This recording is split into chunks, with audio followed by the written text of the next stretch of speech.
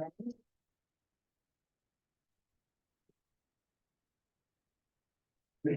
oh, wonderful. All right. Well, thank you all for coming, and guess we can go ahead and start. So, I think we need to do our pledge of allegiance to our call to order. Yes. So, would like to lead the Rue, I'm looking at you. Sure, I think I can remember it. Okay. I pledge allegiance to the flag of the United States of America and to the republic for which it stands, one nation under God, indivisible, with liberty and justice for all. Thank you. Did you want to do the roll call? Brian Here. John Harvard, Present. Jill Leubitz here. Caroline Madden here. Marty Campbell here. Drew McCauley Here. Abby Gomez here. All right. Okay. So I guess we now have to approve the agenda.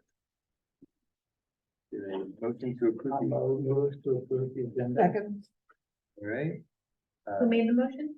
Scott. Okay, Jill seconded. and it doesn't have to be roll call. Okay. All right. All in favor? Aye. Aye. Okay. Very good. All right, on the consent agenda is the minutes from the last meeting in September.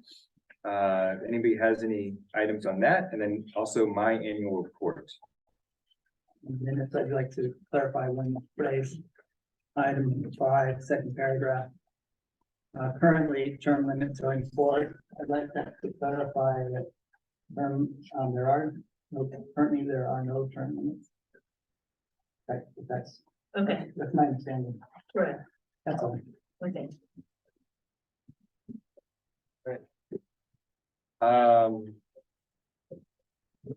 And then my report is in the materials. If you have, Motion. is there a motion? Oh, you're gonna do it together. Yeah, I'm gonna do them together. So my annual report is in the, if anybody has any questions about that, they can bring that up or. Congratulations for getting it done before the end of the I year. know. I know. Yeah, Debbie gave me 2 weeks to get it done, so I had plenty of time, so. All right, so do we need a motion to approve the consent agenda? So moved. Marty? Second. Second by Jill. All in favor? Aye. Okay, so we'll move on to any statements of conflict. Anybody? Seeing none, I will move on to our chair and member reports. And so beyond my annual report, I wanted to we are, 2 of our longtime original founding members this will be their last meeting. So I wanted to thank them because I know both Scott and Marty, who've both been chairs of this organization, have done a fantastic job and have been very important to get this body developed and growing during what can only be described as, we had 1 year, I guess 6 or 7 meetings before we went into the lockdown, and then, you know, all that time with that. So you guys have both done an amazing job, and we have little, I have little certificates here for you guys. This is for Scott. So a little certificate appreciation there. Thank you. And for Marty as well. So Thank you. yes. I want to say just thank you so much for doing everything that sort of through all the trials and tribulations with the local coastal plan and you know, getting this organization going. So the organization, the MAC would not be what it is without you guys. Well, thank you for your past year of hard work. It is, it's occasionally a trying application. So, all right, so I know there are a couple member reports. So, Marty, did you want to say something? Yes. since this is my last meeting, I'd like to thank Supervisor Hopkins and her staff and my colleagues on the MAC and previous colleagues on the MAC since I've served for the privilege of serving on the MAC. And it's been an eye-opening experience for me to get to know the whole extent of the coastal areas of District 5, and I've really appreciated it. And I've appreciated working with everybody and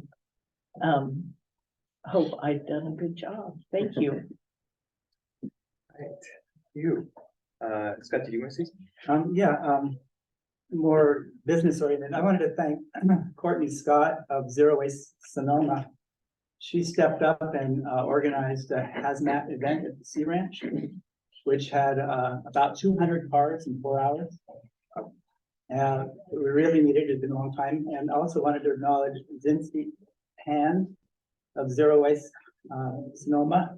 She's the organics manager, and for 2 years or more now, she's been supplying us with compost.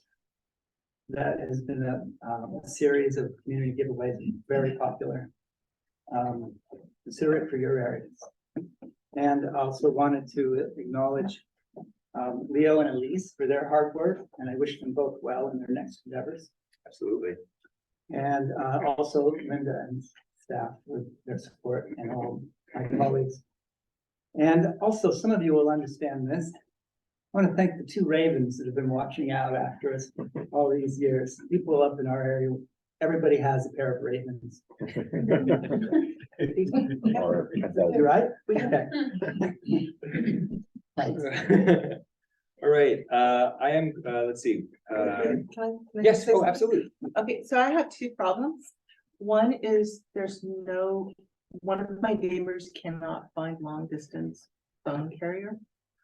Because the copper landlines are being discontinued as a service. And Frontier doesn't offer it. I suggested Credo, and they aren't taking any new customers for landline. So that's one problem. The other is cell phone service. This person lives in a place where there's no cell phone service. I live in a place where there's no cell phone service. And a lot of times businesses want to send you a text message. They don't always offer the ability to have them call you, you call them, or use an email address. And it's increasingly becoming a problem. Like there are jobs where I have to do text messaging in order to access an application. I can't do it after that 45 minutes. So I'm just bringing it up. I don't know there's a solution for it, but it's a problem.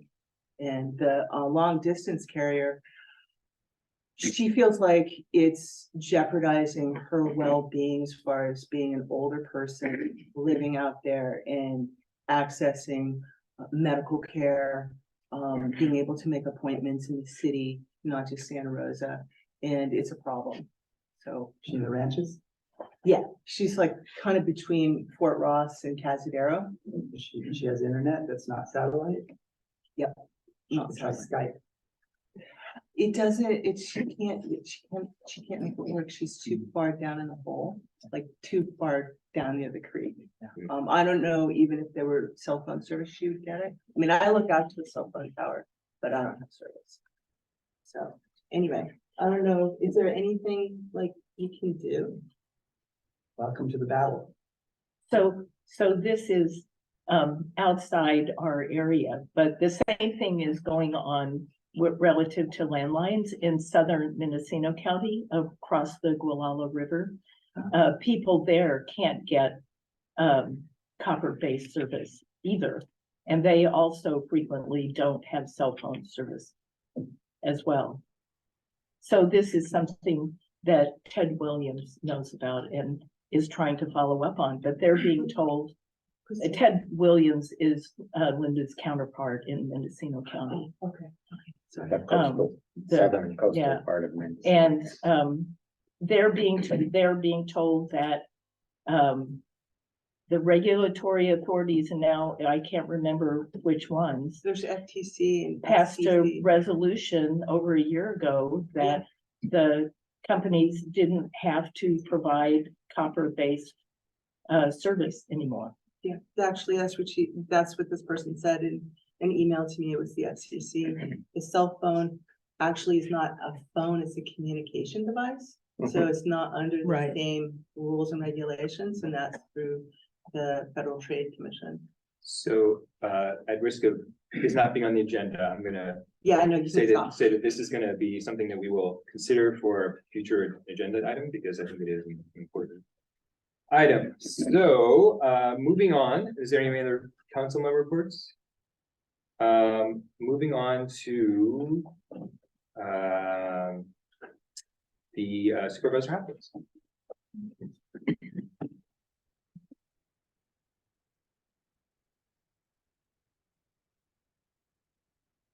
All right, so I want to start with a couple of updates that are upcoming on the Board of Supervisors calendar of significant items. On November 28th, we will be considering a tree protection ordinance. The tree protection ordinance will take kind of two forms. One is sort of a kind of more broad tree protection ordinance, and then one is actually oak woodland specific. And so to be clear, this will not apply to properties that are sort of subject to timber harvest plans, because they have their own process going forward. But it would apply to like large scale conversions of oak woodland into, vineyard or orchard. It would also apply to trees that are being removed for development purposes. And as an example, there's a large heritage oak outside of the Board of Supervisors chambers that currently, if you were to remove it in our current ordinance, which is, much milder, would cost you like an $800 fee. Under this ordinance, it would actually be a $24,000 fee. So it kind of increases the valuation of trees. There are a lot of specific exemptions in order to provide for dispensable space. In order to provide, I also asked staff actually to come up with language to allow for a septic expansion, because in certain areas of West County, you might be mandated to upgrade your septic system. And then if you were then forced to also pay to mitigate tree removal based on something that you were already being forced by government to do, that would get very expensive very quickly. So there are a number of carve outs, but the goal is really to sort of protect our trees and really maintain and support our oak woodland. So that will be under discussion. It passed through the Planning Commission process, and it now goes before the board on the 28th of November. There is also coming up in December on 12/12, the general plan kickoff, and this is a really big deal. It's a little bit less of a big deal in the coast, but what happens with the general plan still does have an impact, ultimately going up to the coastal zone. And so I think it's still a process that the CMAC should consider engaging in and keeping an eye on, especially for some of those communities that, are proximate to the coast, not technically inside the coastal zone, but are areas, that you all potentially go, whether it's for groceries or banking services or those things, and you care about the identity of those towns and those communities. I also have a staffing update, and Scott sort of touched on this, but Elise is no longer working with our office. As I understand it, she's going to be really focusing on watershed work in the Lower Russian River area. But we are welcoming, as of yesterday, a brand new staff member who I think is familiar to all of you and lives not too far from here. Jake Kazul will be working with our office as the Director of Community Initiatives. So he's going to be going out there and really working with individual communities and then county departments to try to bring those projects to fruition. And he really looks forward to working with all of you in his new role. So with that, he will be stepping down from the MAC because that would be a conflict of interest, which is why, Bodega is not represented here this evening because he is still the alternate, and Beth was unable to join us this evening. So finally, I have an update on the Stengel Beach staircase replacement, which has been of keen interest to the North Coast. I didn't want to let Marty step down without providing an update on this project. Yes. So I'm going to get a little bit into the weeds on this one, but I think it's important information to have. So there are some challenging regulatory hurdles with this project. And one of the challenges is actually that there's stream bank stabilization that is needed that is actually on the Sea Ranch property. So Regional Parks is going to need to coordinate closely with the Sea Ranch in order to move forward on this project. And they're trying to figure out, would it be possible to bifurcate the two projects and kind of just focus on the stairs, or does it really need to be bundled? And so that's going to be an ongoing conversation with regulatory agencies and the design team. This is not a simple fix, even though I went out there and walked the staircase and felt like, why can't you just nail that board back in? That's not how we do things in county government. How we do things in county government is we are looking at a $1.5 to $3 million range for re-engineering and replacing the staircase. And I would really hope that's going to buy us like another 150 years of that staircase, because we need to amortize that cost over quite a number of generations. So that is the update on that. And it's in active discussion. There's a design team on board. They're going to be meeting with the regulatory agencies and trying to figure out whether it's possible to bifurcate those projects.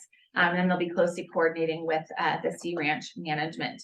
And then finally, I do want to, so this is something that I'm saying at every single town hall I am in and everywhere I go, there is currently an active transportation survey that is being put on by the Sonoma County Transportation Authority, which I serve on.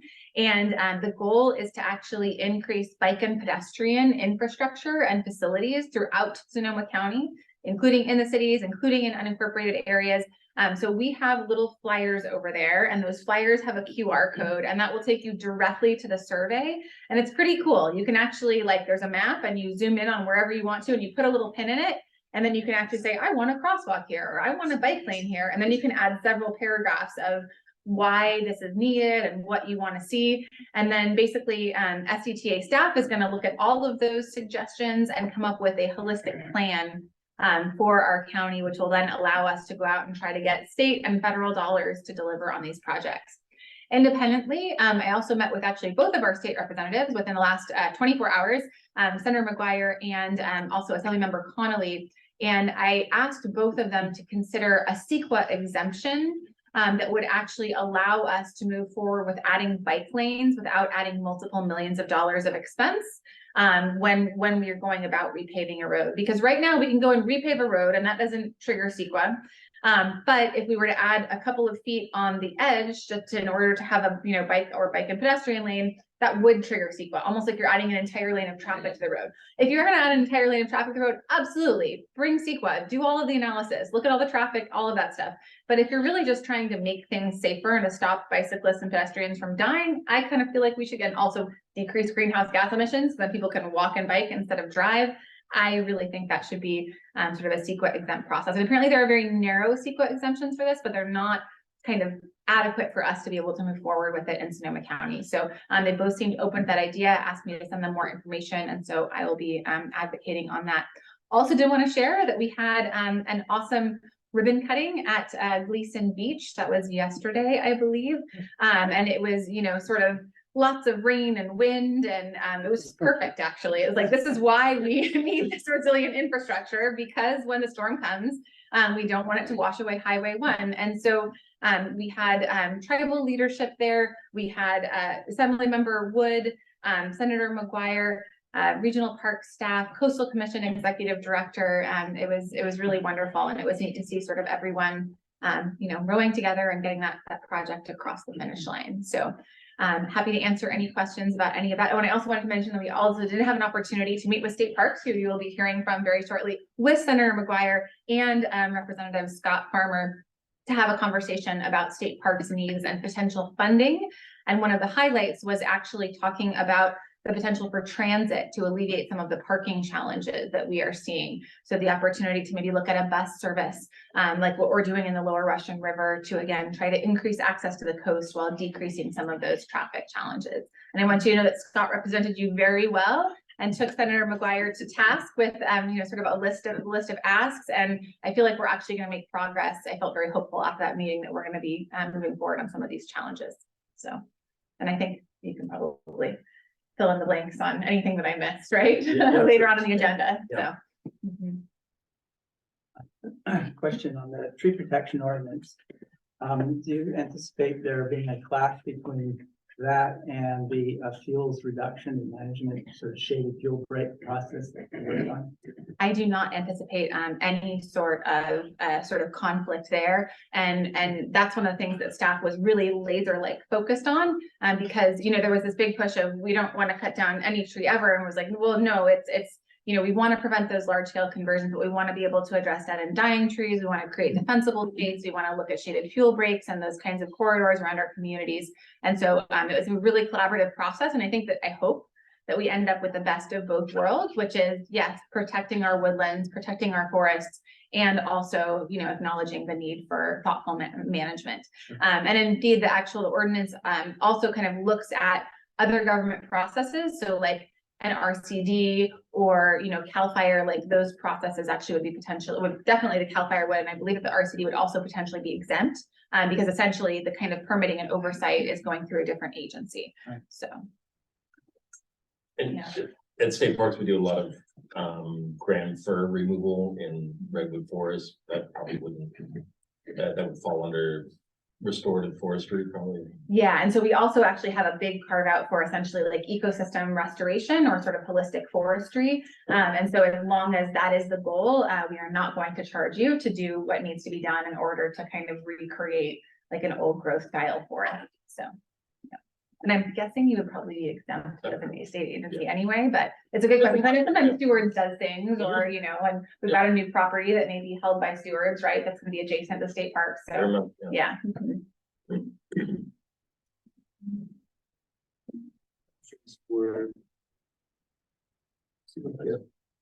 Right, All right. thank you very much. Oh, and actually, can I say one more thing? Sure. So I just want to say a huge thank you to Marty and Scott.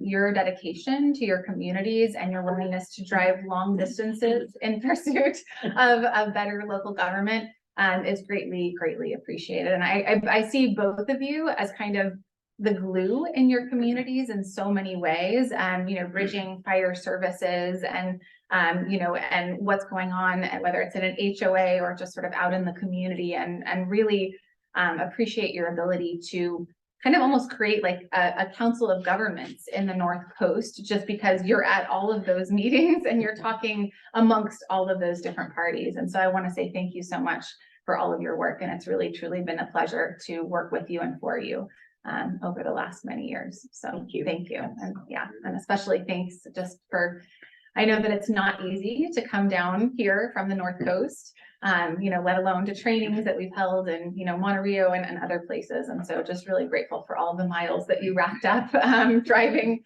Highway 1 late at night, and really appreciate it, your dedication. Thank you. Thank you. If you're attending online and have any questions, please raise your hand to be unmuted. I'm not seeing any hands raised.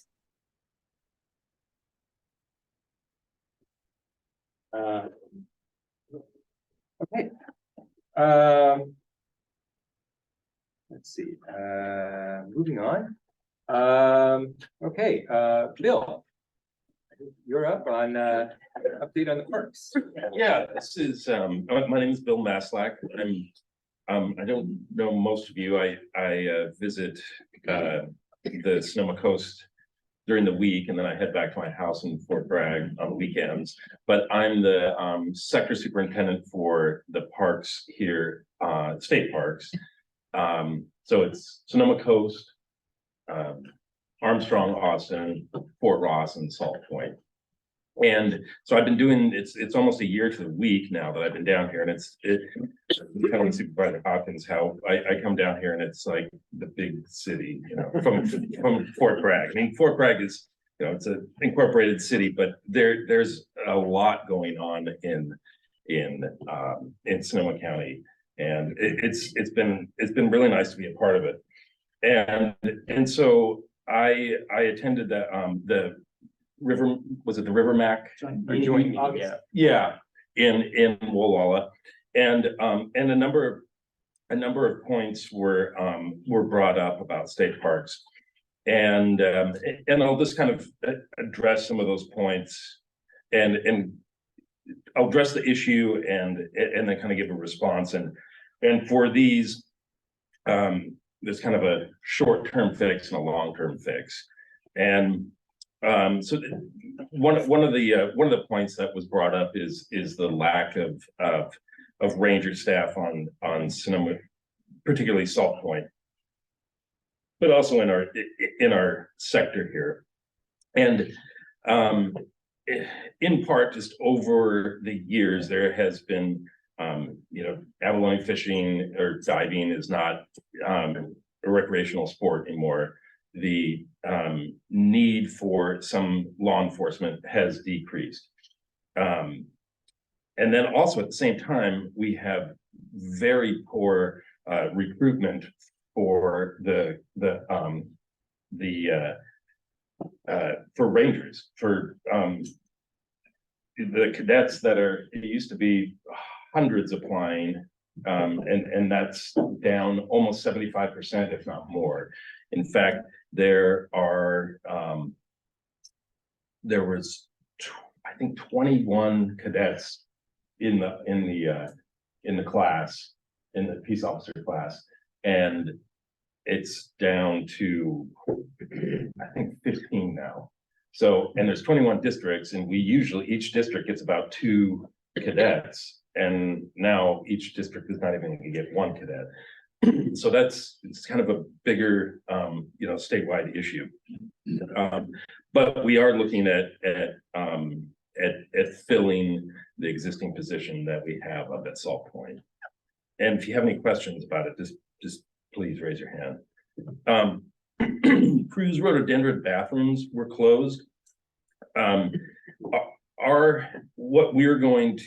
They've been closed for a long time. They're old Shasta style bathrooms, they're wooden bathrooms. That's right across from Fisk Mill. And so we're not going to put a bathroom, we're not going to reopen those, but we're going to instead focus across the street, just because there's 2 bathrooms so close to each other. We can get the same level of service by offering bathrooms there. Fisk Mill day use has been closed. That started about 2017 when pine pitch canker came through the coast and all of the green bishop pines started turning brown. We closed that day use area, and we took out, I think maybe the tree ordinance people would start freaking out about right now. There was thousands of trees that we moved, but they're dead and dying bishop pine. We had to do that. During that time, the flushing vault toilets that we had started leaking, and then we were getting the pumping service, and they're basically just coming out to pump very little waste and a lot of water. So we had to close the bathroom. And so now we're going to do a short-term fix, which is going to be bringing in some portable chemical toilets, and finishing off any kind of hazard tree removal, and then opening it up, getting the trail fixed. Basically, at least having minimal restroom service. Long-term, we're going to get a concrete vault toilet that'll be pumped and be on our regular service. This is, I'm very excited about, Salt Point Environmental Campground. We have a maintenance supervisor at Salt Point and Fort Ross, Jason Constant, and he's just been incredibly diligent about trying to get the environmental campground open. And it's been closed since 2008. And what a better campsite. It's, you park in the parking lot, walk up, there's flushing toilets, water, and what a better site for if you're a mushroom collector, that you could camp there and collect mushrooms in the one of 280 state park units. So that is looking like maybe next summer we can get that open. And that's been closed since I think 2008, 2010 during the park closures. Fort Ross State Historic Park uh, some of you know, we work with the Fort Ross Conservancy. Their executive director, she had just been there for a short period. She's she left, and so they're in a little bit of a flux, but they have some really good staff that we're working with really well. And at Fort Ross there is Reef Campground, and that's been closed since 2017. We have a meeting next week with Gold Ridge RCD. John Green is going to come out and do some prescriptions for the culvert repair. There's 8 culverts that need to be addressed. We're going to get all the permits for that. We're going to open the campground in next spring, early next season as a dry campground, because unfortunately we don't have enough water to we can have spigots, but that won't be right away. We need to take out a number of toilets and probably get those on concrete vault toilets that get pumped regularly. The water water situation, the production at Fort Ross is dire. If there was a toilet left on, it would drain all of the facilities. So I think that campground, we're going to abandon the flushing toilets and septic field. And that's a problem up and down the coast with park units, is water supply.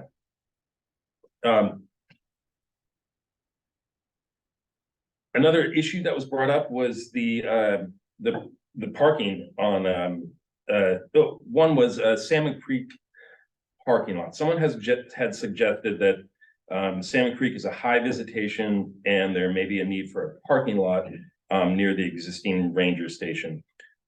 We probably won't entertain a parking lot in that area just because it's the administrative facility and it's in an environmentally sensitive area right in the coast wetlands. There's there. a really long stretch of road there that people park in anyway, before you get to the ranger station. Right. And then also Sonoma County Regional Parks acquired or is acquiring Chancellor Ranch, and there's opportunities in the future to look at more infrastructure there. Actually, I'm gonna interject because I got an email about this, which is that Chancellor Ranch, they're gonna do equestrian uses there. And I guess some of the neighbors in Salmon Creek are worried about the horses traversing over to Bodega Dunes. That is something that I address frequently. I'm really looking forward to when Sonoma County Regional Parks will have control over that, so that we can work on some kind of concession agreement where they can use our trails in a meaningful and Right, because I think the concern that the neighbors had with that, now they're just sort of doing it, or before they were just doing it whenever they wanted to. and they continue. It was dangerous. And it goes through some really sensitive habitat. Right. And it's honestly, it's not a trail. And we like to keep people on trail in a designated area. So it's been difficult because if rangers sometimes might come up to the people on horseback and they say, well, you know, this is all pro bono and it's not part of any kind of concession or business operation, and there's not a whole lot we can do. But I am kind of keeping it cool until Sonoma County Regional Parks takes over that. It'll be a lot easier. Yeah, it'll be nice working with them. Another question about. Yeah. Salmon Creek. Yeah. Is it possible to get more trash cans at the top of some of the trails that go down to the beach? Because during the summertime, when it's really hot and everybody from Sacramento comes out here, the trash cans are overflowing at the regular parking lot. Yeah, if we put more trash cans, there's going to be more trash that's overflowing. What we need to do is try to get more people, more capacity for park aides to help out with that. But that's certainly, there maybe a bigger trash can. Or maybe the trash can down at the bottom, where people, you still have to go and collect it, but. Usually we like to keep it up where, because they go Yeah. from, there's oftentimes, two people going from Bodega, Salmon Creek, all the way up to Russian Gulch and hitting all those. So we try to localize it to make it as easy as possible for collection. But that's certainly something to look at, because I know I've been by there and parking lot's full. There's 2 buses with a whole line of kids at the restrooms, and they get hammered. Yeah, well, and all the parking on the top of the bluff top parking. Yeah, well, that's a good segue into the next topic, was just all the parking issues of so many people coming out and parking along the highway. Well, there's some of the Highway 1 state parks owned, some of it is Caltrans right away, it's county property, it's a melange of ownerships and easements. And it's going to take a bit to really figure out property area, who owns what, and where we can expand parking. But this is where our relationship with Sonoma County Regional Parks is really shining, because I've been talking to the director, Bert, and their senior planner, Steve Errett, and we're going to work with what Supervisor Hopkins was talking about for expanding that the transportation out to the coast, so that if there was more transportation, we could get bus stop, but a place for people to drop off and facilitate their transportation service. But isn't that sort of the same logic as the trash can issue? It's not really fixing the problem. It's going to expand usage, which is wonderful, but it doesn't solve the parking issue. We hope to some degree. There's only going to be, there's so little parking in the first place, and we're right on the edge of the bluff. A lot of it's environmentally sensitive area where we're not going to put a parking lot, but we're hoping that at least it's more use, but it's the parking lot's still going to be full. And I've been in this district for 20 years and we haven't made one new parking space. I'm hoping with some of the recent acquisitions of Sonoma County Regional Park, we could start looking at kind of a shared use where we can partner on some of the projects. The Dig Ahead parking lot in signage in disrepair. If you drive anything but like a big old 4-wheel drive, you're going to have back problems. Thank you, Supervisor Hopkins. She helped us navigate through county planning to facilitate this. We have a several $100,000 contract with a local operator. And I just saw an email yesterday. He's on vacation, but should be able to start on early December.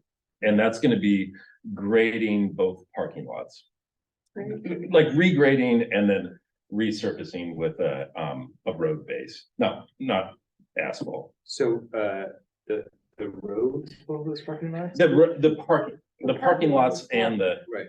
Well, so I think there's two things. So I actually was there today, and I was in a 4-wheel drive car, and it took us, I don't know, 5 minutes to drive about 2 football fields, and because it's literally a minefield. Exactly. And so I guess so the parking lots are terrible. I agree, which is good that those are being fixed, but the roads to the parking lots, especially the one that's east one.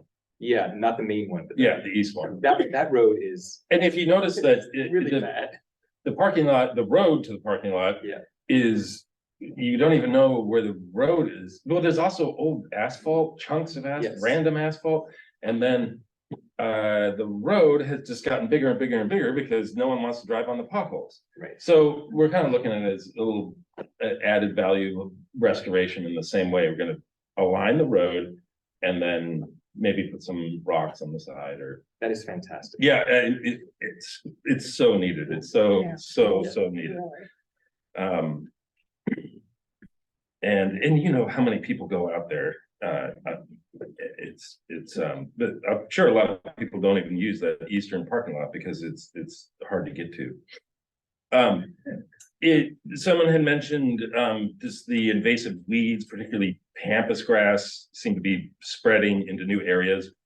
Well, I've worked with our, natural resource manager, Brendan O'Neill, and he is working with his staff on starting to develop an invasive species management plan for not only for our district, but for Sonoma Coast, Fort Ross, and Salt Point. So that'll be coming. We just hired an environmental scientist through our cannabis watershed protection program. She comes from one TAM in Marin and has good collaboration skills with multi-agencies. So we're really excited to have her on. She's got a good weed management background.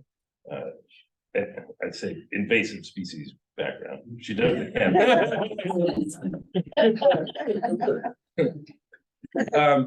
and lastly is Willow Creek. I've said I've been in this district for quite some time, and I've heard. I remember when the Willow Creek acquisition came about. It was maybe 2005-ish. Same time, Big River acquisition up north was happening in the Mendocino Headlands State Park, and I'm just after a year, I'm starting to see what needs to be done, and there's a lot on the Sonoma coast. Reef Campground's closed. Willow Creek is technically closed. The campground at Salt Point. It's too long of a list. And with Willow Creek, I met with Sonoma County Regional Parks, and we're going to be looking at the first thing we're going to do is look at getting a gate at Freeze Out. And fixing the road back to the small parking lot, resurfacing the parking lot, and having that is like the first point where we can say we've opened this. We're also working with regional parks on a trail connection from Red Hill to Willow Creek shop area. And then we're doing a lot of restorative thinning in there. We have probably several thousand burn piles. So we're starting to change the landscape a little bit to make it a little more fire resilience. But as far as opening it, that's our first step, is focusing on the Freeze Out.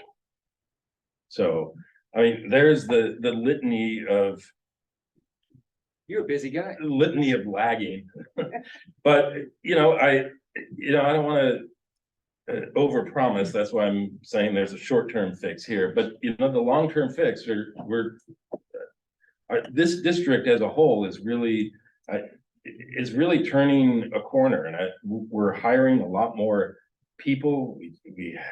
It's just from what it was 5 years ago. It's really nice to see, and I'm lucky to be in this position that I am now, with all these new hires, with some really talented local people. We just hired somebody from right here, Bodega, somebody from Cazadero. It's really nice to see. So, I mean, sometimes it seems like we move at the pace of geological scale or movement, but I think we're making progress. And And please, you know,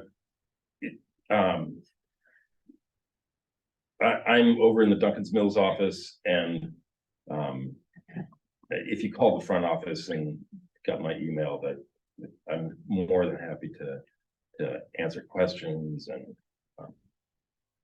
talk with you about issues. Yeah. Could you briefly touch on trail restoration and the possible role of volunteerism? Yeah. I'm happy to say that a couple months ago, we hired a new maintenance chief for our trails program, and we have about 110 miles of trail in this district. So that's about, you know, getting on a trail and walking up to Mendocino from here. And we try to maintain that with skeleton crew for the most part.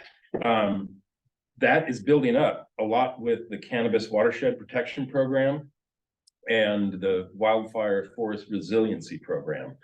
And we got a couple new hires in there to build out the team. We have a couple of good local people here in this sector and up north. And I think as that grows, we're going to be able to augment what Stewards of the Coast and Redwoods do. Rich Lawton has been tireless in his efforts of maintaining trails.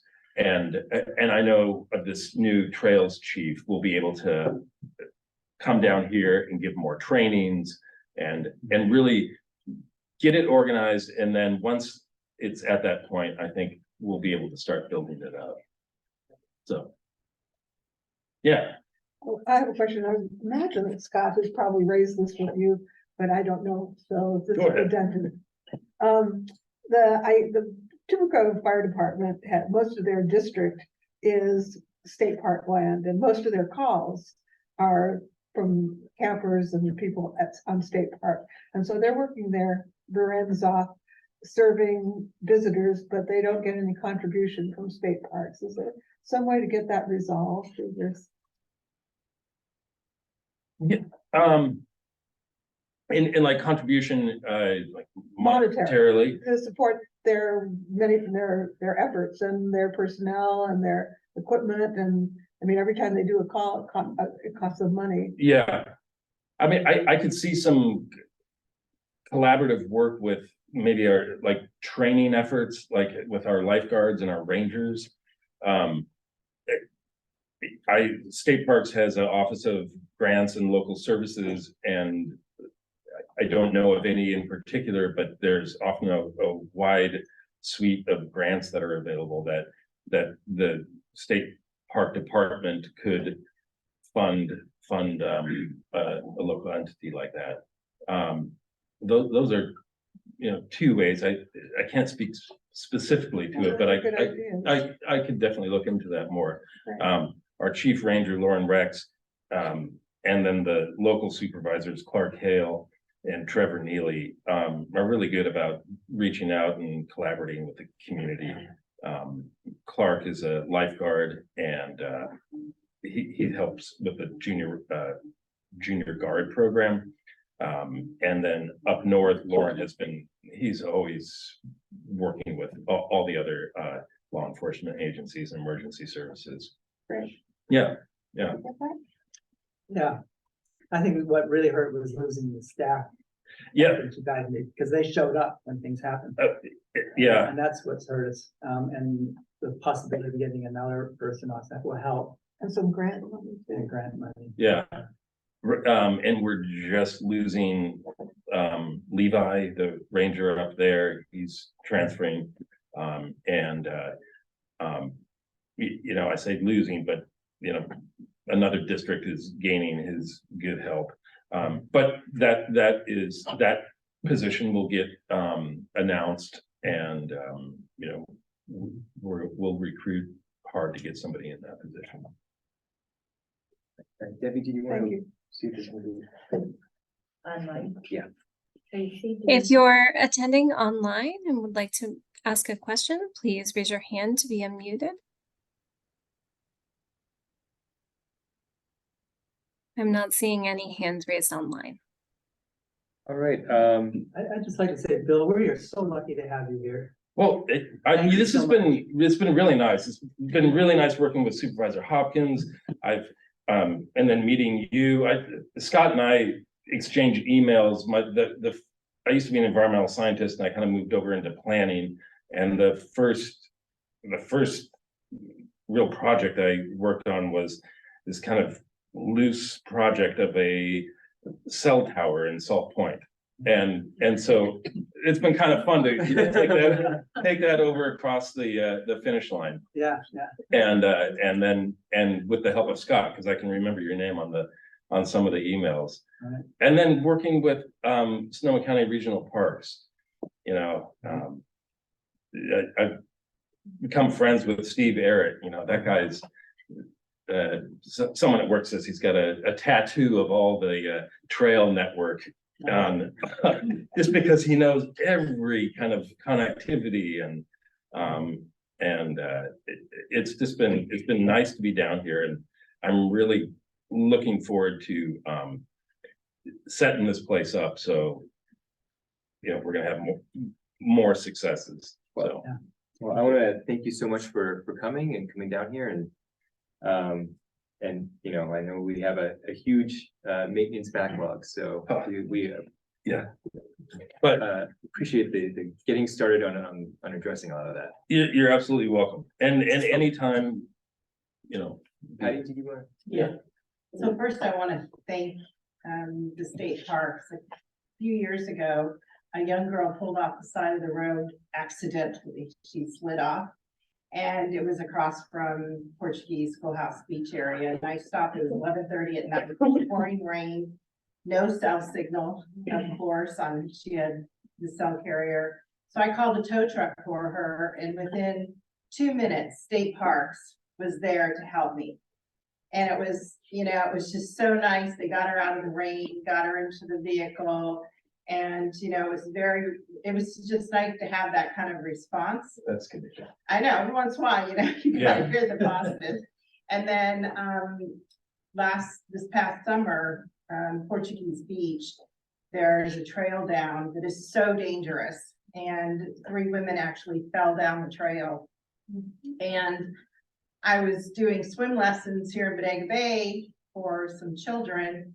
And the person I was talking to, her husband worked for State Parks as a trail manager.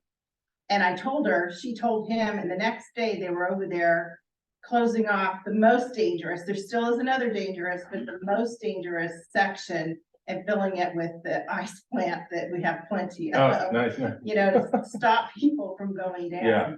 And, it was it's a nice partnership when you see that kind of reaction. Yeah. And, And it's essential in appreciate these that. rural communities, it can't be like us and them, I'm sure all our staff, and it's absolutely essential. And I will say, with like a lot of our vertical access to the beach, I've received a lot of complaints, and we're working on it. This past storm season just annihilated everything, and it's little by little, but we're You doing would it. think you shouldn't have to put a sign that says, do not use this trail, when there is literally no trail, but that's beside the point. One thing though, is that we see along that section is when people pull into the parking lots at state parks, there's some pretty deep holes, like at the head, that what happens is cars slow down to avoid bottoming out, going off that steep edge first of the road, but then once they get into those big holes in the parking lots. And so it creates a danger if they can just kind of keep those things filled in. That would be, and then the garbage can issue, I sure hope we bring a lot bigger garbage cans and a lot more of them, because we in Sereno Del Mar are the trash picker-uppers. I live on Carlavaro in a state house during the week, and I see that, I'll admit, I came out and I was walking. I usually walk up and down the road in the morning, and And my first reaction was like, why isn't our staff coming here to pick that up? And then realized, no, it's like there's people coming here all the time, and then they're running around trying to just put toilet paper in the bathrooms, and the amount of trash is overwhelming.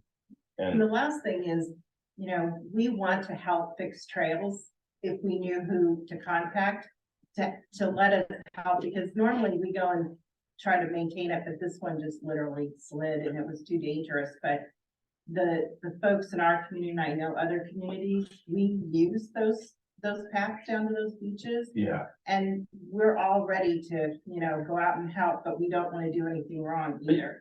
it's coming. This Mark Ernst is the savior. This guy is really good. He's organized. He's already. How do we let them know that we want to help them? I'll definitely talk to him, and if you gave it. He's building the program. He just started. He's building the program this year, and maybe by the end of next summer, he might be at a point where he can put some people with some volunteers. Perhaps, working with the county, we have ways of getting the word out locally. Yeah. When it's ready. Yes. We can call together some, workshops and start building something. Well, this has been nice because I feel like I have a avenue to kind of, convey, park issues for the coast. So thank you. Hi, I'm Michael from Grecian Beach. Nice getting to know you. Yeah. Do you guys have different industrial yards where you can bank aggregate, concrete, soil? You might want to consider it, and I'm just letting you know because we inaugurated the first step of the bridge. There's been thousands of truckloads of materials. They don't know what to do with them. Yeah. There still will be a beach cleanup where they'll be bringing aggregate back up chunks of cement. So if there was an industrial yard, you can get, you'll have access to some right sort of in the middle of your. Yeah, okay, good to know. But I think they take a lot of the soil up to by Willow Creek or the man property, maybe. Yeah. I think. Yeah. Just before January, Yeah, they go up there, but you try and pull off the side of the road unless you have a 4-wheel drive. right. We could really use that. Yeah, And Yeah. if there was an industrial yard where you could bank some of that. yeah. Like there's a little bit, I think, down at Salmon Creek. Like where we've taken some K rails and kind of said, here's maybe like. It's more of a boneyard. It's a boneyard with like 10 yards at the most. Yeah. Anything else? All right. Thank you so much. Yeah, you're absolutely welcome. Appreciate it. All right, we're gonna move on to a discussion of the ballot measure on fire tax issues. So, hi, thank you very much for being here. Good evening. And I Good to be know, here with everybody. I know North Sonoma Coast Fire District Chief Bonnie Plakos is on. Check it. Perfect. We talked a little bit earlier this week. Great. So, thank you for being here and. My pleasure. Thank you. I'll give you an overview of what is being proposed, and then Bonnie can certainly jump in and address a little bit more in detail, sort of the positive impacts for the coastal communities in particular, but I feel like the thing's gonna poke me, or I'm gonna run into it. So not unlike many counties in California, fire and EMS services in Sonoma County are way behind the curve right now as far as staffing goes. Facilities for us to be able to operate out of, which means being able to deploy resources in the right places in the right communities.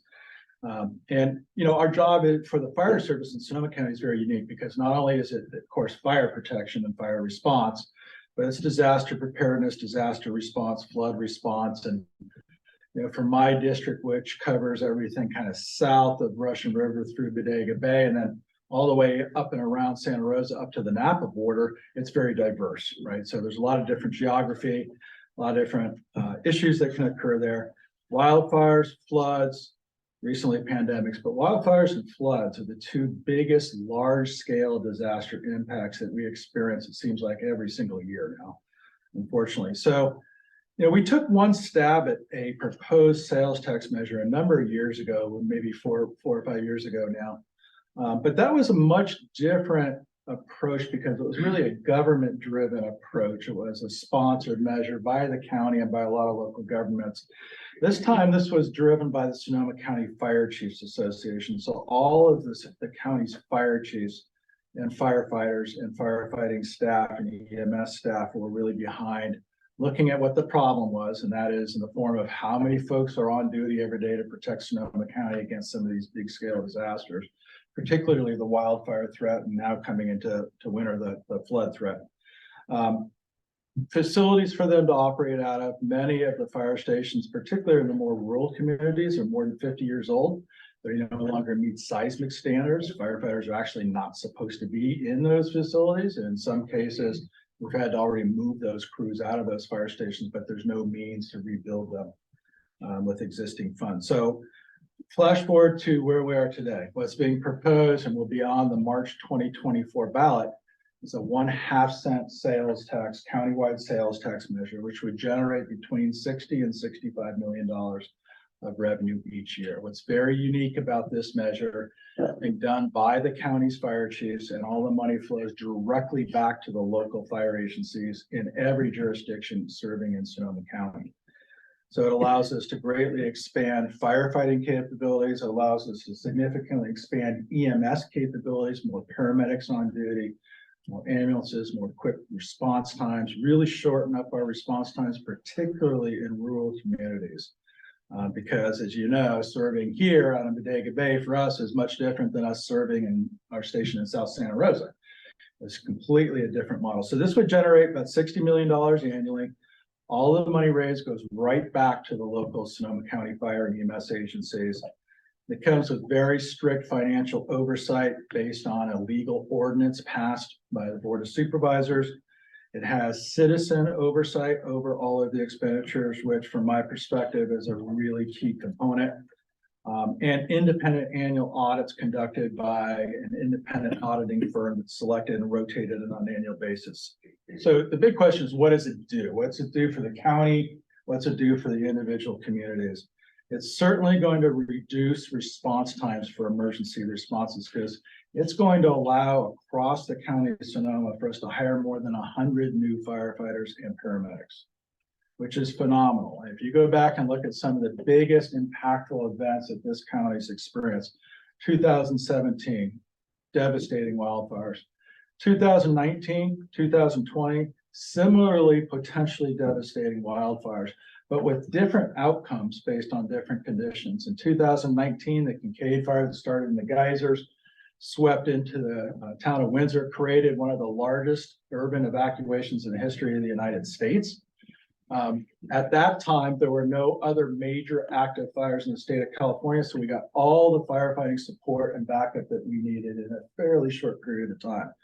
But just 1 year later in 2020, the glass fire that started in St. Helena in the Napa Valley that came over the ridgeline into Santa Rosa.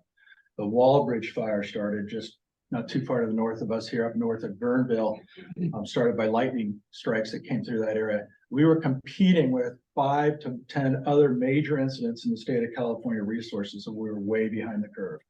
And it dramatically highlighted that on a day-to-day basis to combat these floods, to combat the threat of the wildfires that are doing so much devastation, we don't have enough on-duty staff in the right facilities in the right locations to deal with that. This is going to greatly expand paramedic services by trying to put paramedics on almost every fire station across the county.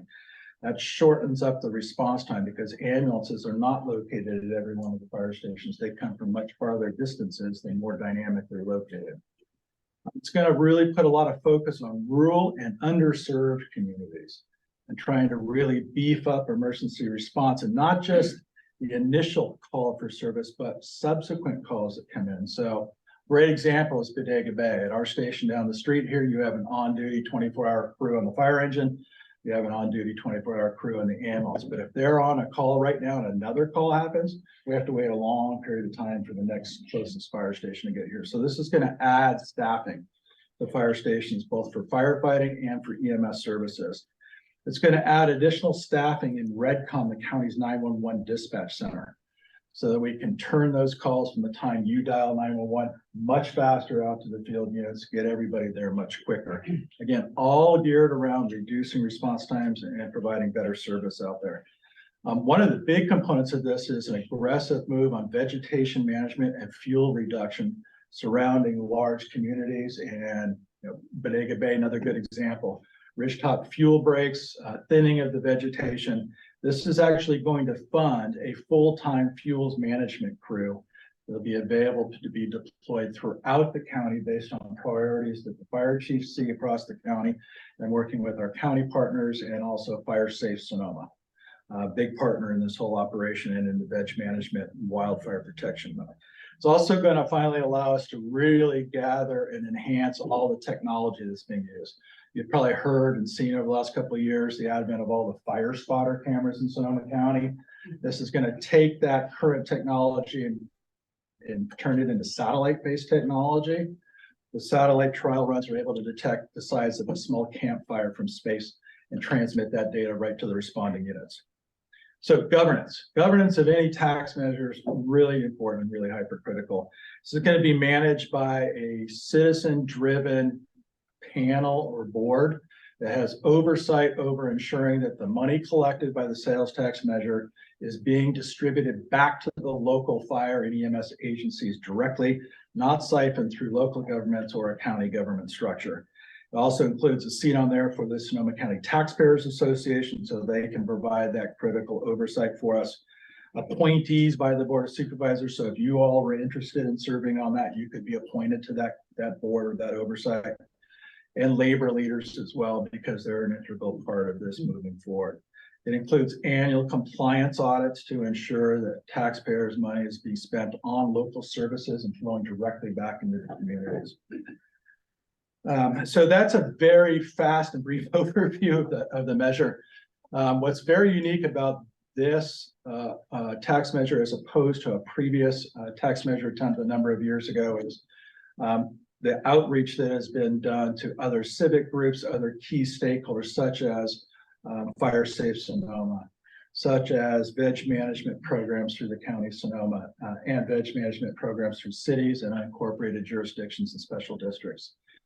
So it's a very comprehensive global tax measure. It's a house and sales tax measure that flows directly from the receipt of the funds back into the local agency so that they can turn that back in the community. I put a bunch of kind of single page FAQ flyers out here. I know there's probably a gazillion questions either now or later. And on there, it has a quick hot link to the website that talks about what this from Sonoma County Fire Chiefs. The website that talks and provides a little bit more detail, as well as contact information. I'm gonna leave some of my cards too, because I'm sure we could talk all night about it, but I know your time's limited. But if people have questions, concerns, issues with it, you can always call me. I'm happy to share the information with you. Happy to talk to you about the measure. So I think with that, I'll stop for a second. Maybe Chief Plakos could chime in with really what it means for the rural communities that she's charged with serving. Hi, Bonnie. Yeah, thank you, Chief Hine. Yeah, you did a really good job of summarizing it. And I just want to say one of the really, I think, positive things about this measure is that the plan for the distribution of funds wasn't just, big agencies get a lot of money, little agencies get a little money, but there was an intensive analysis done of what the gaps were for all the different agencies of where they really needed to be versus where they are. And so, some little agencies, like Timber Cove, actually is getting a pretty good chunk of things because their needs are greater than some of the other ones. Specifically on the coast, as all of you, I'm talking about the North Coast, the North Sonoma Coast and Timber Cove. We've been hanging on, but our needs are number one, staffing. We don't have the only 24/7 career paid firefighters that we have on the coast north of Bodega Bay are our two CAL FIRE people that are contracted North Sonoma Coast up at Sea Ranch. And they're great, but they're only two people. And like all of the other volunteer agencies in the state, we're struggling to keep our volunteer ranks up in a rural environment. We need a lot of people, to respond to most calls, you know, a fire, an auto accident, a rescue or something like that.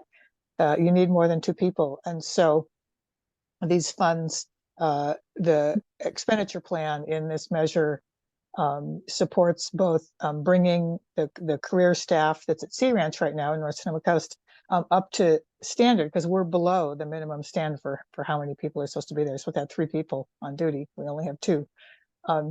And then between us and Bodega Bay, there aren't any 24-hour people at all. And so the expenditure plan for Timber Cove is to support another 24/7 probably CAL FIRE contract with career firefighters, and the funds to fix up Timber Cove Station, and then potentially in the future build another station, so that we can have better coverage as our volunteer ranks. Unfortunately, the reality is our volunteer ranks are shrinking. Our old volunteers are aging out, and it's really difficult to get new ones.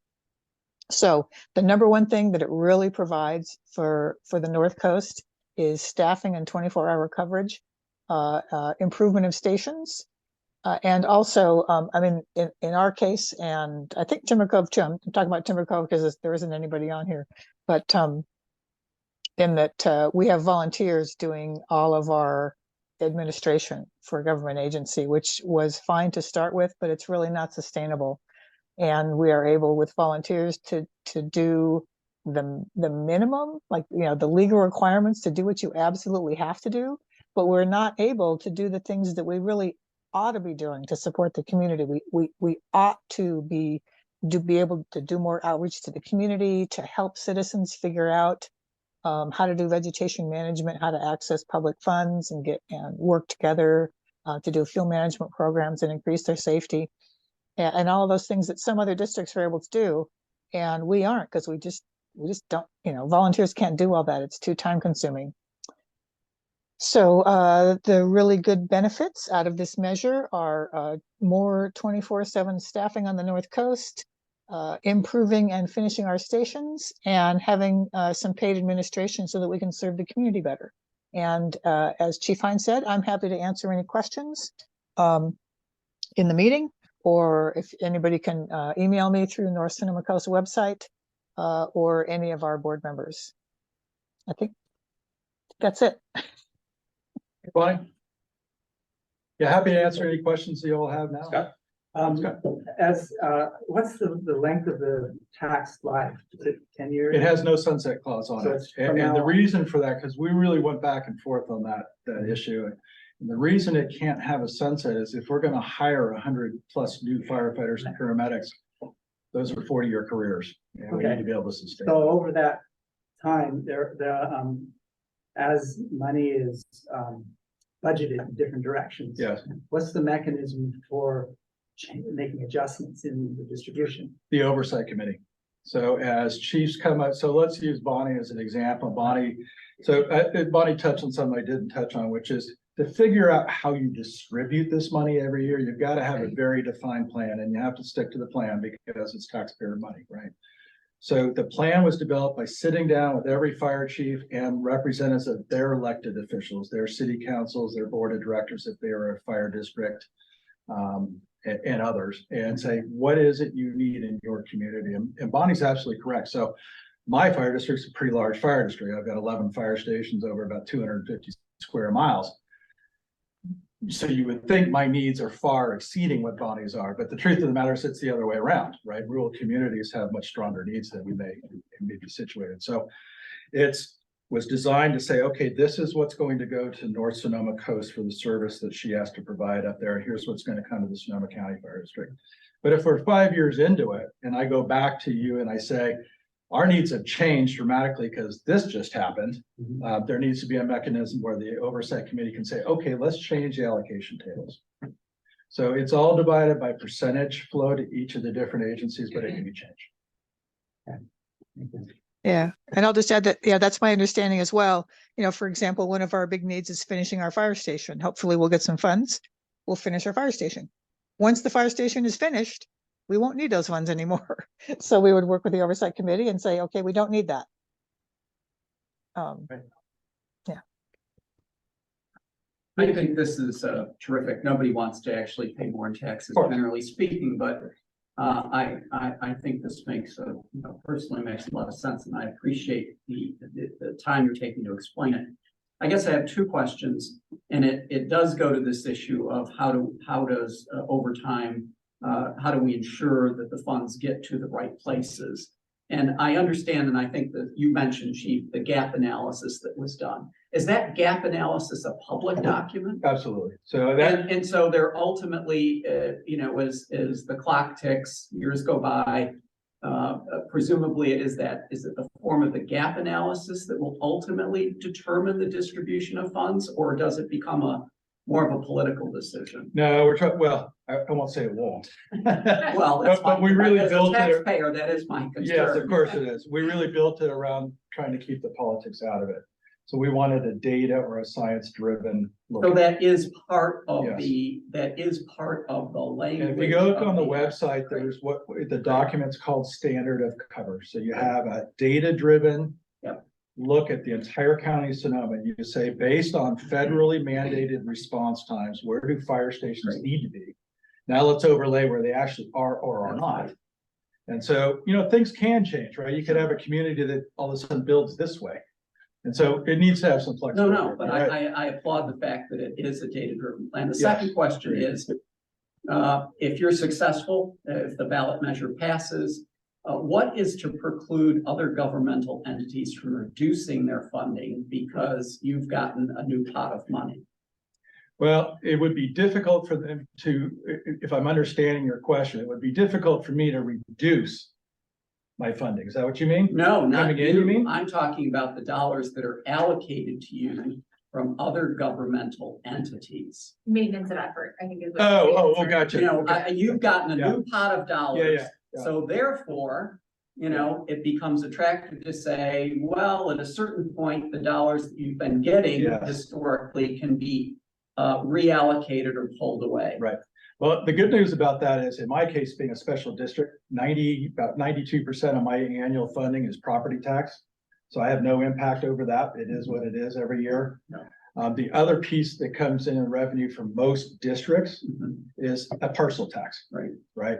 My goal, and the goal for the county fire chiefs was, and why we went to a sales tax measure was, we didn't want to perpetuate a system where my agency went back and raised your parcel tax, and then Gold Ridge raised their parcel tax, and then maybe Bonnie had to raise her parcel tax, and they were all disparate. So it was a look at the whole system countywide, and then say, how do you deal with funding on a whole system countywide? It's got to be a countywide sales tax initiative. So in a district, I have no control over the other funding sources, and expenditures are always going to go up by cost of living and all the other things, inflationary factors that go up. So, cities, could that be an issue in a city where they start reallocating? Sure. Yeah. Yeah. And that goes to the heart. So what's built into the ordinance that drives this to try to compete against that was the ordinance dictates that the sales tax money may not supplant another expenditure based on other tax revenue coming in. You guys have thought, you've got answers to all the questions. That's We great. learned. We learned. So Thank like you. what Bonnie was saying, as a volunteer department ages out and shifts into a salaried department, Yeah. the allocation would necessarily shift too. And so the mechanism you feel would be successful in making that adjustment. Yes, so it was planned that way. It was planned that way, and we'll take, it's gonna take some time to get there. Nobody's gonna be able to go out and hire 100 firefighters overnight, so it's gonna take a while to get there. But even that piece in itself has been prioritized, and what's nice about the hiring thing is I'm not gonna be competing against Bonnie. We can all do it together. Right? We can all figure out how to make that work. I'll also mention, there's nothing in this and in all the discussions that expects that the volunteer base to completely disappear on the North Coast. Absolutely. It can't. Even with the tax measure, we couldn't possibly hire enough career firefighters to handle the kind of things that we have to do on the North Coast. But we can hire some, and so that we can have the hybrid or blended department that we have at North Coast now. And hopefully we can have for Timber Cove, where we have career and volunteer, and they work together. And it's been a really successful model for us, and we'd like to replicate it elsewhere on the coast. I agree with that. And I think we're gonna see this countywide, right? There's still a very strong presence of volunteer fire companies and volunteer firefighters, which we really rely on, particularly in times of crisis. But we don't want to have a community that relies 100% on that, right? Let's put some Right. staff, fire stations there, and that could support those volunteers and maybe even create some career pathways for them as well. Please. Yeah, great initiative. Vegetation management. You know, when I hear about 100 positions, I think, wow, then if we had 20 positions in the summertime to run 20 vegetation management, then you're gonna have a pipeline of volunteers who work in the environment and know how to fight fire. But if you make it a career job and vegetation management crew with, let's say, 6 members, they're gonna be underutilized in the wintertime. Just a thought. If you look at, Cal Fire, you look at the Forest Service, they're relying on a totally different model. That's right. So that they can really hit vegetation management. That's right. Yeah, you're absolutely correct. And so what we decided to do is take a hybrid approach at it, right? So we're gonna fund a 20-person fuel management group. That eventually that crew could also during the fire season times, it's gonna work year round, but during the fire season times, it could be used for firefighting purposes if necessary. And then we said, well, we could put 10 of those crews on duty across the county to do veg management. But what if we beefed up the staffing at each fire station so that engine crew could go out and do veg management as well, but be available to take the other calls? And so it's a blending of resources, but I don't disagree with that. And the Cal Fire model, you know, Cal Fire used to run 20 plus member hand crews every single fire season. They're down to about 4 of those crews left because they were drawing from low risk, non-violent offender prison inmate crews. But because of early release programs, they're all gone. And so that has become a major challenge statewide.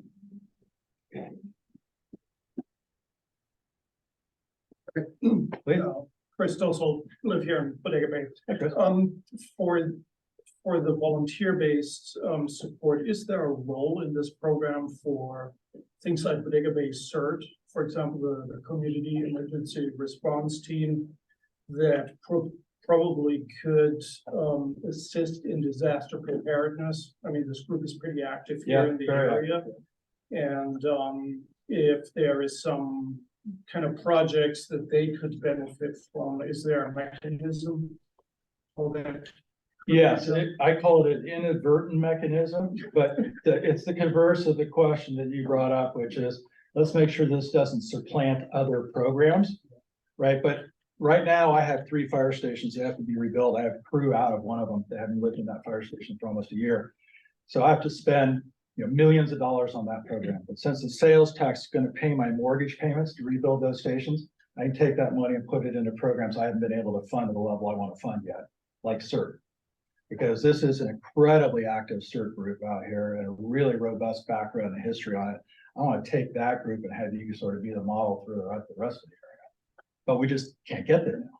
But this will help take other costs off our budget line items. That allows me then to move money around and get back into that arena.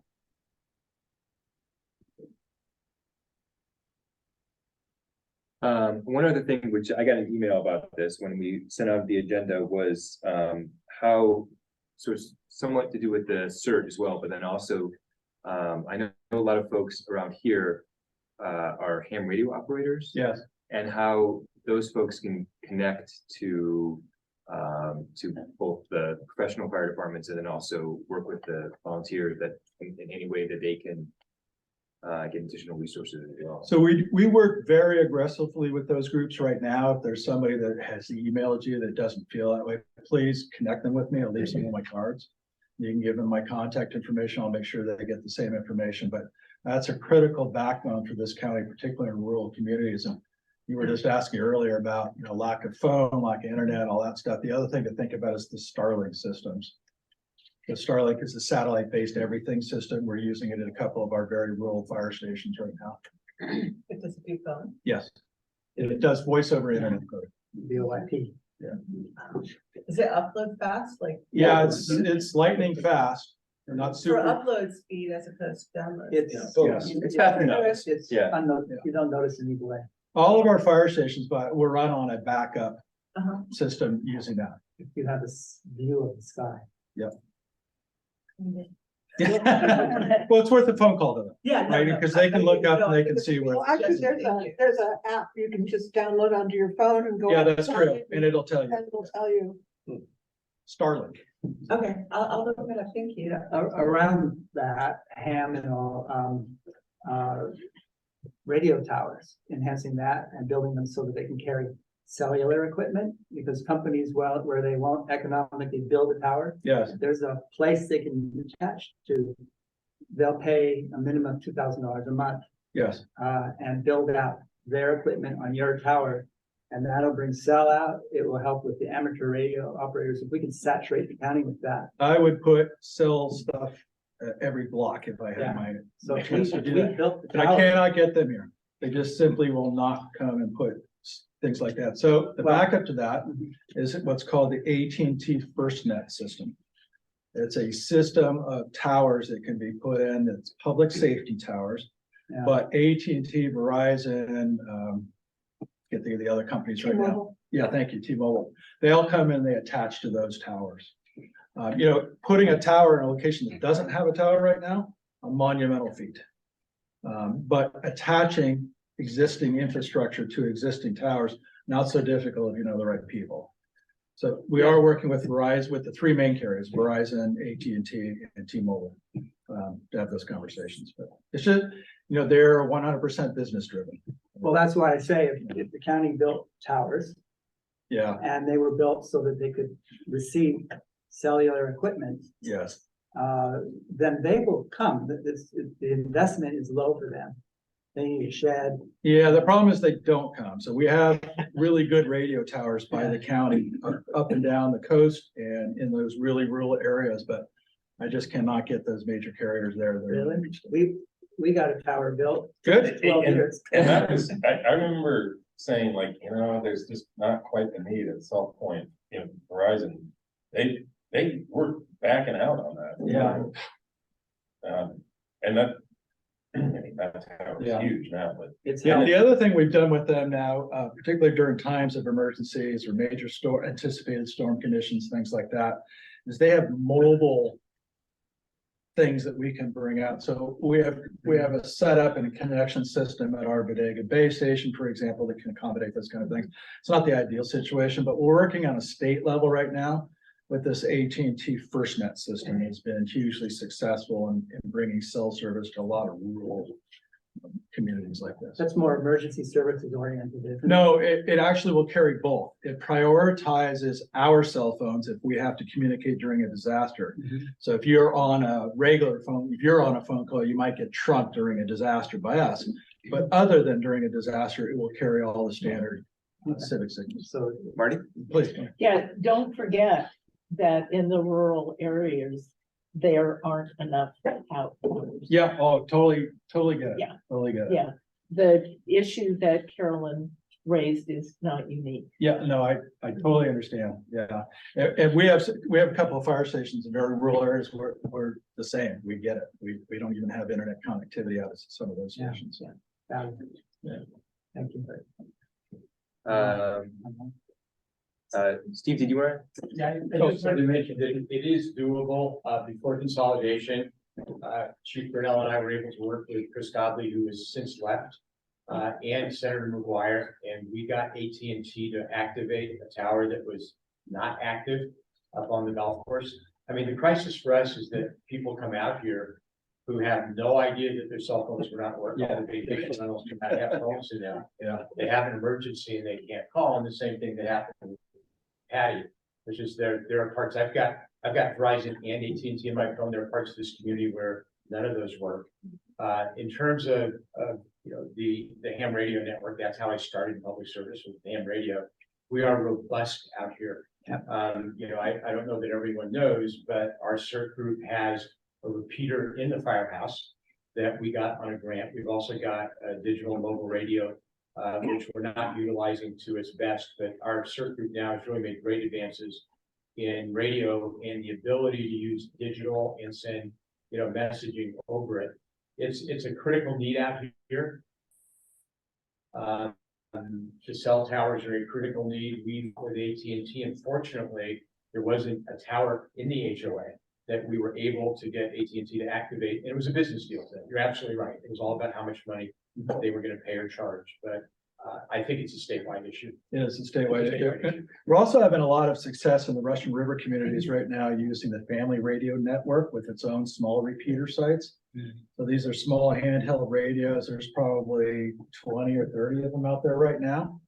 That during these times where internet goes down, phone services out, storms, fires, whatever that may be, we still have communications throughout the community and people can go and inform their neighbors if they have one of those radios. So GMRS. yes, and so Munis ranches too. yeah, exactly. And so we're waiting for kind of a little bit more time under our belt and how effective that is. And if that's really effective, we'll look at really trying to push that out more on a countywide basis. I think that those of you with long memories probably remember in the Timber Cove area, somebody stole the copper wires and the whole 911 system went down and ham radio stepped up. I mean, actually we deployed ham radio operators all up and down the coast with big signs. If you're having an emergency, Dustin will call in. So radio is really robust. We still encourage everybody to get one because in times of any emergency, it is the radio, ham radio.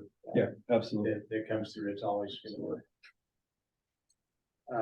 So we actually had a separate item for winter public safety / winter preparedness. So I think we've sort of organically moved over, but I know one of the things which came up on when I brought this up in our email list about our agenda was that the risk of flooding on roads where somebody has to be rescued in terms of Valley Ford. Valley Ford, Freestone, and the highway going into Petaluma. Right. Vast majority of our calls are in that area where people, the signs are there, they're marked. I mean, seriously, I mean, it's really, it is incredibly frustrating. When people move the barriers or they think they can go through, and it happens every winter. And those are the two roads that most do it. So, you know, I was thinking about what are the major winter risks, and Chief, if you want to speak about them, I can talk about what we see locally most. Yeah. Number one are those roads and water rescues. Water rescues are difficult for us. I think the rule of thumb for us has always been, if you can't see the road in the water, don't go there. Because of those two roads particularly, the roads washed away. And what looks like passable, you can't really see, you can't see the rut, and then all of a sudden the cars are swept off and taken somewhere. And almost every rescue we've done on those roads has been someone who has gone past the barriers. Decided that they could somehow get around. And it's not just Priuses that get stuck, it's four-wheel drive trucks that get stuck. You know, we're very proficient at that, but it is dangerous. And we prefer that people do that. So that's, I think, the number one risk out here in bad weather. The number two risk is down trees and down power wires.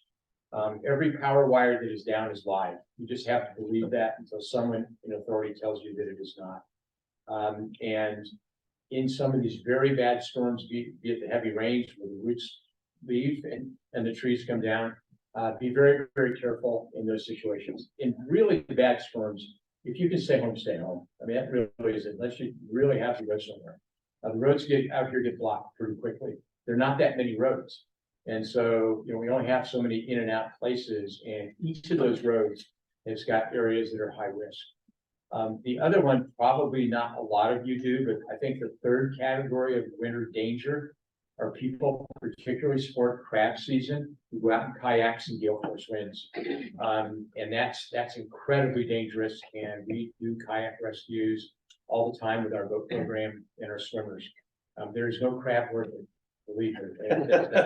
You know, and it's the main risk, not necessarily drowning, but also hypothermia. We pull people out. That's a cold ocean.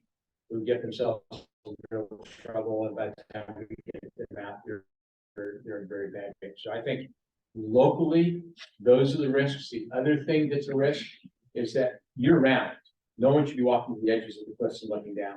You know, our rules, we can't go within 10 feet without a rope on us, because those cliffs, most of them are undercut. When they get wet, they're even more dangerous. And so I think those are, to me, the bad weather risks here locally. Yeah, this year, is a very, very, very strong El Nino year. So we hear that term kind of thrown around almost the beginning of every winter time. And in anticipation of the agenda topic tonight, I conjured up an actual Pacific storm for us. Just so we have a little bit of backdrop. But so we work very, very closely with the National Service Forecast Office. Our county up here falls under the Monterey Forecast Office. Frank Garcia is the chief weather meteorologist down there. So Brian and I work very, very, very closely together. And just spent a couple hours with Brian last week talking about winter storm conditions and El Nino. So the way we know it's a bad El Nino year is by looking at water temperature in buoys off the coast, particularly off of Bodega Bay and then down to about San Mateo coastline. There's 4 major offshore buoys out there that they look at. So it's very strong. So what does it mean? At the end of the day, it means you probably flip a quarter or know as much as I do. But if you go back in history and you look at the data that we have today off these buoys, and you try to go back in 20 years of weather history to see if there's any matches back there, that matches right up with January and February storm systems that we had earlier this year. It goes back to 1982. Remember the massive flooding that we had all over the North Bay, particularly up here, and particularly with the Russian River communities and the coastal communities. Steve's right. All those 4 main things are the big deal. There's another new issue that has propped its head up for us in emergency services and storms. And that is Google Maps, Waze, all the navigation systems in your phones and your cars. It knows when the road's closed and it routes you a different road, but it has no idea what the standing water situation is on that road in the middle of the night. And you don't know that road. That's why you're using Waze in the first place to try to figure out where you're going. January, February storm systems were really 3 separate atmospheric river storm systems. One was classified as a bomb cyclone, which I love that name. That's something cool for us weather geeks. It had widespread flooding impacts. It was a very short duration, kind of a 2-3 day punch to us, particularly along the Russian River communities and the low-lying areas that always flood, like the area Steve just talked about, and towards the 101 core. It's all the normal areas that flood. But we had a fatality in that. Right? We had a fatality. We had a woman that went around barricades, went and drove into flooded waters, got swept off the road by a creek by the way that at the time was probably no more than a foot deep over the road surface. Swept her car right out in the middle of the vineyard and she drowned out there. We weren't able to recover her for a long time. But we have some major issues with flooding. We have some major issues with people not liking to adhere to road closure signs and barricades. And it's a really wicked problem for us to deal with right now. And, you know, in that 2-day January storm system, just our agency's swift water rescue teams performed over 40 rescues of people out of vehicles and on hoods. And my favorite picture was the UPS truck floating in the water. Somebody's looking for a job with FedEx.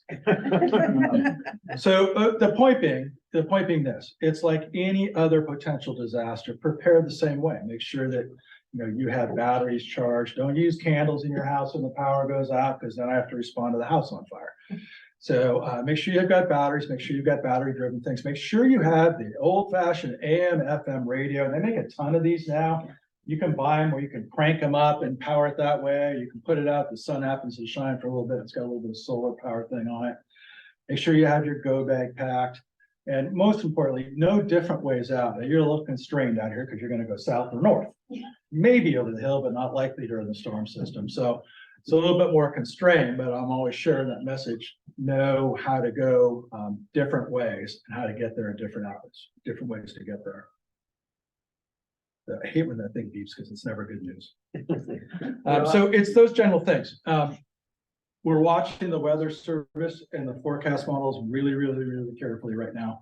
The anticipation is this year you're going to see a lot of these 1, 2, 3.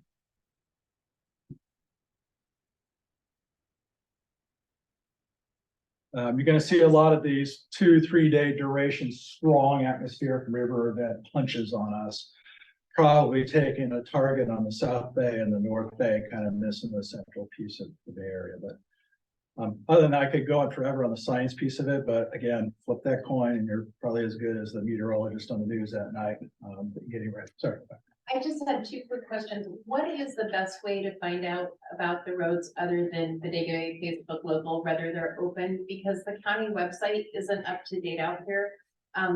When you go and you leave and you have to, you know, when I was working at the hospital, you have to be there for your shift. Yeah. And that Valley Board, it's saying it's open, but it's not open, or it's been open for days, but the signs are still there. So that's why a lot of us local people, not that I've ever done it, drive around because the road has been open for Yeah. days, but nobody has removed the signs, and everybody that has to go inland for that knows that it's open.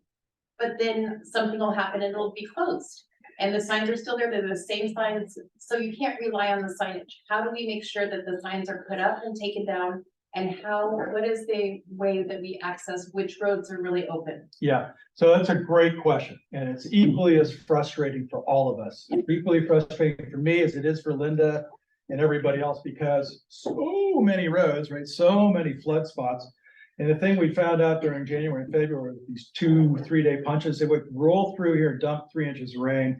Then the sun would be out for 8 hours and it would come through and dump 3 inches of rain. So the road was flooded, then it wasn't flooded, then it was flooded, then it wasn't flooded. Technology. So our public works agency right now is working with technology that can put sensors in those spots in the road, provide us real-time data that we can then link to the website. One of the reasons we don't put a lot of that stuff on the website is your experience, right? You know, so if you know, between us pals in the room, if you want to drive around the barricade when the sun's out and the road's dry, go ahead.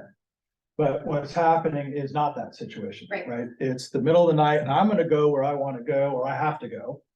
And I don't care about the barriers. And so, you know, some of the questions we got last winter, well, why not put like those concrete barriers across there, or maybe steel gates?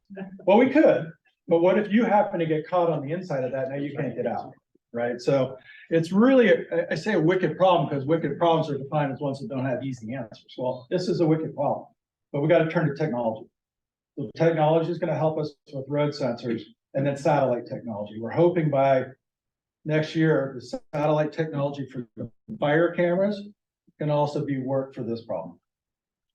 So what is the best place to go online to get real data about the road closure? I would tell you to still check the County Department of Public Works website for road status, because as we get more units in the field that report these things back to our emergency operations center, they are updating that. As the sensors get out there and we find out whether that's a good system or not, we start using those, you'll see more live and more accurate data on there. Okay. And then as Steve was alluding to, your local communities, right? So this local community, right, we try to feed information here as much as possible. So while we're operating the Bodega Bay disaster from a Windsor Emergency Operations Center, we're calling our guy out here saying, update all the social media sites, update our electronic filings, get messages out over the amateur radio network, get over the ham radio network, and trying to do the best we can with that. So, and we have a history of starting a ham network up on any major disaster, any major storm, where we have an operator who's keeping tabs on people from the neighborhood and all the areas are calling in. And it is not reliable, and I don't know about the new owners, but what was the old way of finding out if the highway was open? Called the market. Valley Port. I mean, that's just not the way we should be doing it. And I think all these new things will do it better, but local knowledge does work. So soon we will also have a remote electronic controlled sign in front of our fire station down there on the street corner that we can use for emergency community messaging. Don't go this way, Valley Ford shut down. Don't go over the hill, landslide, you know, whatever that is. And we can update that in live real time with our county partners knowing kind of what's happening on that front. And for the chair, if I can just add, so I had a lot of after action reports after this past winter conversations with Johannes. And that was one of the challenges that we identified, was that it was such a flashy storm that we were really struggling to kind of, you know, move the signs away when they were no longer needed, which then when they stay up for several days on end leads people to take them less seriously. And so sorry, Fifth District team, but I literally volunteered. I'm like, if it takes my staff driving around, you know, like we will do it. We will go and, you know, move that. And so one thing that's going to happen also is that Transportation and Public Works is going to coordinate even more closely with the local fire departments And also sort of like give them the authority to put up and take down the signs or to call us if, you know, if they see something, right, that we can then send staff out immediately. And then also to try to keep the website updated with the closures. The problem though is that Waze and Google Maps and all of those programs they seem to link to the Caltrans website, but not to the county website, which means that they're proactively sending people on flooded county roads, which is really, really problematic. And just to make sure we're not overpromising, so we're going to be piloting this sort of sensor in the road kind of program. This is a sort of new technology that's never been implemented in Sonoma County before, but it will have sensors and then actually like a sign that lights up that sort of says that the road is closed, which we're hoping people will take more, you know, pay more attention to. And then also when it's not being used, we may actually be able to have something where it also is like a speedometer, kind of a slow, you know, just try to slow traffic in some of our, you know, blind curves that we have in Western Sonoma County. That's going to be piloted. I can't remember, it's on, I think it might be on Slusser. It's right around that area where tragically we lost a life. And then if that works, that's something that we want to deploy really county-wide at all of our flood areas.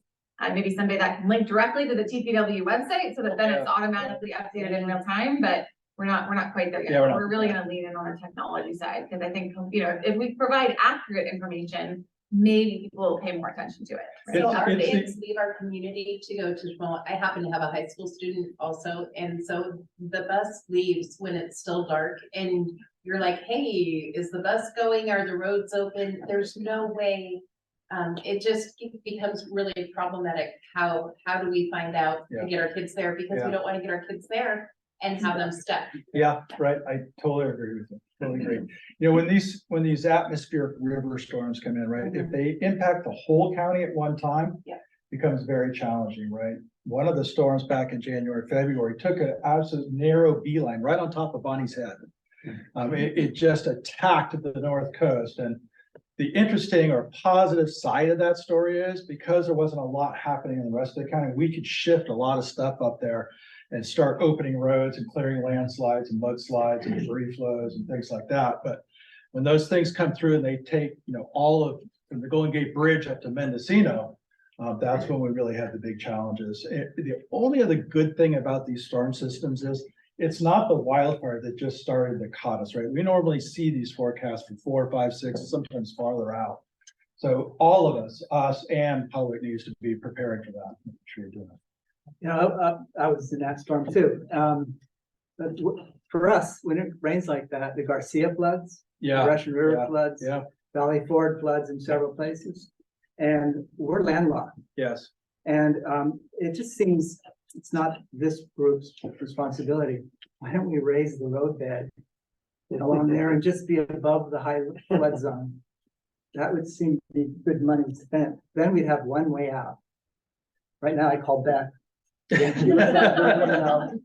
So in all seriousness, there's another good tool, right, that just got implemented in the January, February storm systems. We own a helicopter now. So we have a landing pad next to the Bodega Bay Fire Station on the hillside. You just can't see it from the road there. And at least 4 or 5 times during those 3 days of storm events, we were flying supplies out, emergency communication stuff, being able to get out here. And if we had medical emergencies on the coast where you had road access for 2 days, there was no way in and out of here virtually, unless you really knew what you were doing. But that was the backup too. I mean, our ambulances as well can't get you to a hospital. We're trying to figure out how we get an ambulance into town so we can fly. The other thing is all of us know the back roads around that highway, the trees fall down. And that's the other danger of that, right? It would be better if we just banned storms. That's really the ultimate solution. But I think this is going to be a very, very busy winter storm season for all of us. And you know, my gauge, because my office is in Windsor. So when I sit in Windsor and I know it's supposed to get stormy at 4 or 5 o'clock, I call him at noon and say, what's the coast doing? You know, because that's our gauge, right? You often get hit really hard out here. By the time it gets to the 101 core, we're just dealing with some rainfall and stuff. So it's very diverse across this county. And because of that, the problems are I think the bottom line is just common sense. Don't take the risks. You know, I think. Yeah, the problem is, the only people with common sense are sitting in the room. Yeah, I think people inadvertently miscalculate risk out here, even on good days, Yeah. they miscalculate risk. So many of our calls are people with great intentions who did not think they were taking major risks, who end up missing the risk. And I think that's during storms, those risks are magnified and people don't really see them. So just be cautious. You know, don't feel driven to do something unless you really have to do it. Yeah. So, I think we need to move on. Just one quick thing. So last winter, my daughter's house flooded. She's over by Spud Point, and I called the fire station to find some sandbags. And no, and we had to go to Sebastopol to get sandbags. Even though we have all the sand out here, we didn't get the sand off the beach. And, you know, I think I that. think that's really helpful for me to hear. So we had several communities that were like that, not here, but along the corridor areas that we served, that had said, we've never had a sandbag station here, but we haven't had storms like this either. So we had since created sandbag locations there, but it's good. I didn't know that. So that's good for us to take back. We need to talk about that. We should talk about station. Yeah. All right, I don't know, do you want to? You want to check?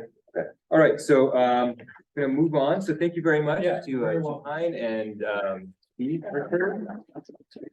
All right, so, one other item we have left on our agenda is the, officer selection. So that is coming up, at our next meeting.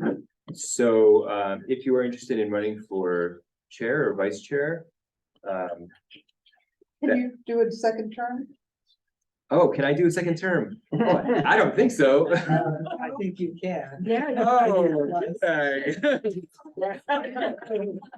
Let's vote. I don't know. All in favor? In the audience, vote on that? Yeah. So, Is there an application process for that? so, what we do, if you are interested, please let myself or,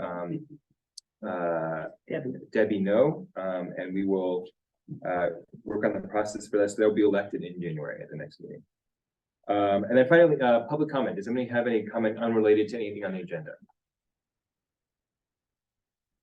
Seeing If you none. have public comment on items not related to the agenda, please raise your hand. Not seeing any hands raised online.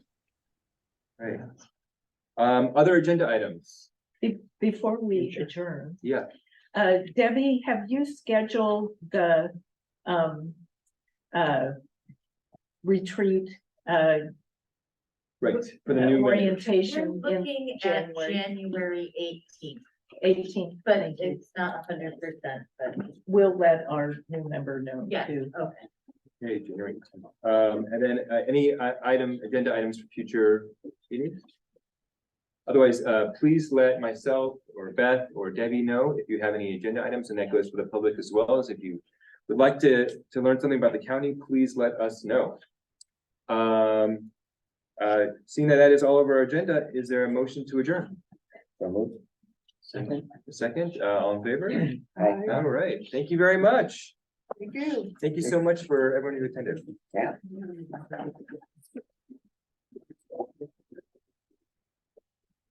And there's still food there, so if you haven't got one of those delicious sandwiches, go grab one over there, and just cookies, Patty made cookies. And